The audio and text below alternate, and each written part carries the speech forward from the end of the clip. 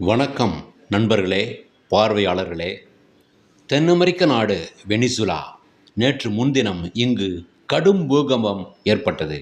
கிட்டத்தட்ட 50,000 பேரை காணவில்லை. இதுவரை 600 உடல்கள் மீட்கப்பட்டுள்ளன.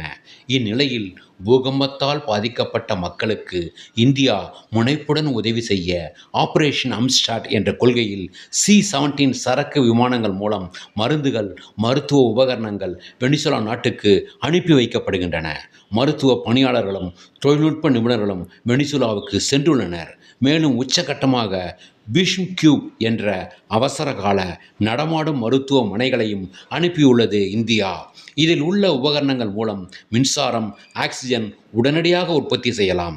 யாதும் ஊரே யாவரும் கேளீர் என்ற தமிழனின் கொள்கைப்படி இந்தியா உதவி செய்வது மிகவும் பாராட்டப்பட வேண்டிய ஒரு தருணமாகும்.